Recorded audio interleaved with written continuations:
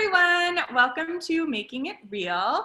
I'm here today with Erin from Tribe Creative Co. Thank you, Erin, for joining us. Thanks for having me.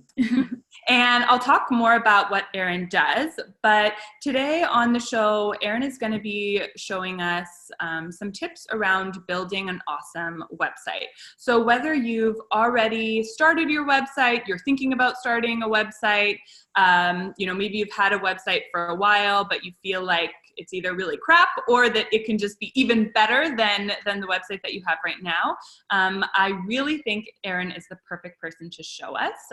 So I actually found Erin because she wrote an awesome blog on the Rebel Nutrition site, and it was a really informative piece on how to create a website that works for you. So I'll link to that in the show notes as well. But just a little bit more on Erin before I pass it off. So she's the founder and website designer and developer at Tribe Creative Co., which is a creative collective of women-owned businesses who provide creative services for other purpose-driven women-owned businesses so that they can share their unique gifts with the world. And their creative services include website design, branding and graphic design, SEO, and videography. So Erin is clearly the expert and has a really awesome niche that I think will really speak to a lot of our Meal Garden users or prospective users. So again, I'm so excited myself to learn more. Cool. Yeah. Thanks for having me again. I'm super excited to share what I can today. As far as I know, this world of, websites can get overwhelming. And so I hope to offer some really kind of clear guidelines on, where you can go if you feel stuck or how you can scale. So I think today, what I was really going to focus on is sort of like not, if you're the level one, you don't even have a website yet, that blog post that you mentioned would be a great start for somebody. Today, I think what I'm going to focus on more is kind of, let's say that level 2, like you've started, you probably have a website, but you are like, do I have all the pieces I need? And then sort of that level, that next level of like, okay, I've got this down. I'm ready to maybe go full time and scale this business. And like, what does that look like in terms of website? So yeah, I've got a few examples. So I'm going to just start by sharing my screen here and hop over here. So as you mentioned, Kiki, I work mostly pretty much 99% of the time with women-owned businesses who are really purpose-driven, have amazing missions that like I connect with, my team connects with, and then obviously, we really hope that our clients connect with what we're sort of doing. So Michelle Coast is a great example of one of those awesome clients we've had the pleasure of working with. We did her branding and her website. So I would say like Michelle has a full-time job that she does, and she really, really wanted to put these gifts that she has as far as like leadership and transformational leadership coaching to work. And so that's why we developed this website so that people could have a place to go and figure out, find out what she's all about, and then hopefully book her for her services. So again, this level I would say is more like you've started, you're probably doing this part-time, more so on that one-on-one, in the one-on-one way. So you're just working like directly with clients, taking them through your process, and you have a website, but you're sort of just like, I don't know if this has all the key pieces that it should have. Is it really drawing in the right clients? And so I'm going to talk about a few things that like this website in particular has, and that your website should have if you're at this level. But before I get into that, I really do want to touch on the fact that like no matter where you are in sort of your business journey, it's always going to be important to have clear and consistent branding. And then also you should have done a deep dive into your who, what, why, how, and how. So essentially like who is your ideal client? What are you offering them? Like get super clear on that. Your why, which is so important. It's basically your mission of what you're, doing day in and day out, and why you show up to do what you do. And then how. So really, how are you like delivering those services to people? So those two things, no matter where you are in business, please keep those in mind. Clear and consistent branding, and then making sure you do that deep dive to really understand your business. So what should you have on your website, no matter, again, where you are in business, but especially once you're ready to really get out there and start serving clients on a larger scale? So the first thing is a really clear brand statement. And Michelle has a few things here. So I would call it all starts within is more of like a tagline, which is also great to have. And then a brand statement is more or less like letting people know very clearly what you do and for whom. So hers is a little bit different, but she gets more into it under like this section, which I love when people are like, I believe, I am, my goal is to, it's all super clear. And as soon as I landed on the site, I scrolled maybe once or twice, I know I can now see exactly what she stands for, which is awesome. So, but going back to sort of this, what I would call more of like the banner image on the homepage, this is such a great space to utilize to, again, give people an immediate idea of what you do and then how they can get started. So give them some sort of next step there, which this says, let's get started. And that really gets them started on their journey of understanding more of what she does, essentially. And I love this, like, ready to unlock the power of you, like a really bold statement that makes you want to be like, yes, I am. So that's really great. So that's anytime there's something like let's get started, or I'll scroll down here and she has book a discovery call. What we call those are essentially calls to action. So obviously most of the time you're going to be wanting people to take some sort of action when they're on the website, and you want that to be super clear. So, I mean, possibly, what a lot of your practitioners are going to be doing is probably offering, a free discovery call so people can understand in more depth, why they're unique, like why they should work with them, and then also just what their offerings are. So having a clear call to action, really great. That brand statement, super important. As I scroll down here, we get into her really super clear offerings. So what, if you want to work with me, well, here's what I offer. I would say that having no more than 3 offerings is probably a good place to be, because that gets super overwhelming. I mean, if you put yourself in somebody else's shoes and there's 5 things to choose from, and you're like, whoa, I don't even know, I'm not sure what I need. So really getting super clear on those and probably not having more than 2 to 3 offerings is a great place to be. And then as I get down here, this is another point I want to really touch on, is creating consistent content. So, I mean, this has so many effects, but like a few of them are obviously like positioning yourself as sort of a knowledge leader by creating consistent content on your blog. And then also, I mean, it has great effects for SEO. So just getting you more visibility in searches and stuff like that is great. And I love blogs because it can be used across every platform that you're on. I mean, you can kind of showcase it on Instagram and have them go to the full blog on your website. You can put it in a newsletter. It's very versatile. So I would say creating consistent content is a great thing to plan on doing when you're sort of at this level. And then what I would say next I have here is really like streamlining your process. So this can be done in so many ways, but the simplest of ways is really, like this says book a discovery call. Like she has a nice little form here.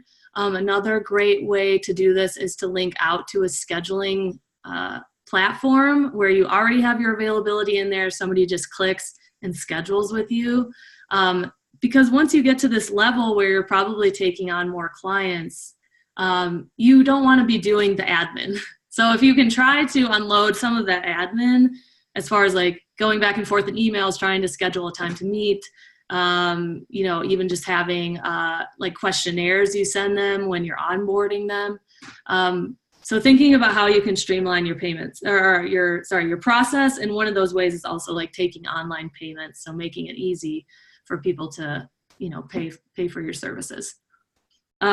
So again, that's really this kind of level 2. You're ready to, start taking on more clients, or you're like really looking to like, what pieces can I add to make this easier for me? And those are the pieces: brand statement, clear call to action, creating consistent content, and then streamlining your process. All right. So then I have another example here that really speaks to this sort of like the next level. So once you're established, and I would say at this point, you're probably ready to scale to the point where maybe this is going to be your full-time thing, or, you know, you're just kind of done with the one-on-one scale and you're like, well, what sort of is the next step? So the next step is really having like online offerings and really streamlining that. So Stacy Shadler is a personal training in Boston. Well, she's a personal trainer in Boston and also has an online nutrition coaching service. Again, this is a great example of such a clear brand statement. Oh, clear. I love that. I know exactly what she does, and then I can be like, yeah, I want to work with you. So I'm gonna kind of just touch more on like her online offering. So obviously she still does that one-on-one personal training, but because she wanted to be able to scale into nutrition and then also offer people who obviously aren't in Boston the opportunity to go through her programs, she has a few things. So she has her online course, which is the online nutrition coaching. This is a great program that obviously she's built out all of the content that is in the program. And essentially what that does is when somebody signs up, she runs this like maybe 3 times a year. They're already getting a sequence of emails that she's built out. So she's not, again, doing any of the admin. That's already built in an email marketing platform. So, but this is a great sort of example of like essentially a landing page. So it's like, who is this, you know, program for? What is it? You know, nutrition coaching is for you if, you know, so you want to make sure you're really targeting your ideal client here. Also, what should you expect? You know, essentially, what are you getting? And I love when people get super clear on these as like tangible results. So really like, what are you walking away with that you're going to be able to continue to utilize? So yes, online courses are a great thing. The other thing that she does really well is that she has her, online training, which essentially she's created these online strength training programs. She has this one called Fast Fitness. She deals a lot with mothers, so she has one especially for moms. And what you can do is again, these are all built out. They're all PDFs that somebody can write on the website, purchase, and then download and get started right away. So that, you know, so there's sort of the online course that, you know, opportunity, and then there's the sort of like downloadable opportunity as well, where you essentially you're not having to do anything. You know, they pay for it, they get the download, and they're on their way. So that's great. That's another great way to scale. The other thing I want to touch on when you're in this sort of level is you're obviously going to want to be growing your email list. So if you have, you know, if you're wanting to get into this more of these online programs, well, you have to have people to market those to, obviously. So growing your email list is a huge one, and she does it in a really great way. These days, you know, it's so important to offer value in exchange for an email. And so essentially what this is, she has this plug and play to save the day. Is it just 5 simple and nutritious meals, you know, for busy moms? That's who our ideal client is. They enter their email and they get that download with those meals in it. So that's a really great way to grow your email list. And I think it's so important to offer value in exchange for any time you're asking for an email. If I may just interject, I love, in particular, the program, how, as you mentioned, it lists specifically what the client gets out of it. If I may be a little cheeky, I noticed that with a lot of practitioners, they definitely love telling their story and where they're coming from and why they're doing it. And while I think that that's definitely important so that you can relate to the client, I do think there's a fine line between like still marketing for the end client versus just kind of marketing yourself and what you want to give and what you believe and all of these things. Do you ever find that sort of like, I guess it's a very vague question, but how do you kind of navigate, okay, my client is telling me like I need to get across my client's story, but at the same time, I want my client to be successful and actually get customers and clicks and X, Y, Z. Yeah. So do you have any like tips or ways that you navigate that? Yeah, that's a great question. I mean, I do think the story is an important piece, but I think you are right in sort of the direction that you're going, that, you know, usually what I tell clients is that obviously if you put yourself in your client's shoes, you know, they want to know what they're going to get out of it. And yeah, like you said, this can be such a bigger conversation, but what I do want to say about it is that, you know, if you create a nutrition program like her, you're obviously creating it because people have certain pain points that you've identified that this nutrition program is going to help with, or they have aspirations. So I just want to feel better. Like I want to have more energy, you know, so really in that content, what you should be speaking to first and foremost before, you know, you maybe get into your story or even like testimonials is like, how is this program speaking to is sort of helping them overcome those pain points or getting closer to those aspirations? So I think, again, the story is so important, but when you're looking at laying out, say you're just like laying out a landing page, you know, that can be either intermingled with some of this where it's not like the mainstay of the page, or maybe at the end you're like, hey, I'm Stacy, you know, here's the experience I have. And I think that's great. But the other thing is that I think if they really want to know your story, they're probably going to go to an about page. Like if they really, really want to get to know you more, and that's where you should be, you know, getting more in depth about that story. But I mean, you know, that also connects to like what you're creating. You know, generally if you're creating a program, you're probably like, well, some of my story connects with that because this is something I needed, you know, and this is why. But always having that ideal client in mind, I think when you're creating content, you can't go wrong. So yeah. Yeah, I mean, those are really the main things I wanted to touch on, is like when you're ready to scale, you should definitely be thinking about growing your email list and how you're going to offer value in exchange for that. On the back end, like how can you make it easier for yourself? Setting up email marketing sequences so that essentially the selling is being done for you through those.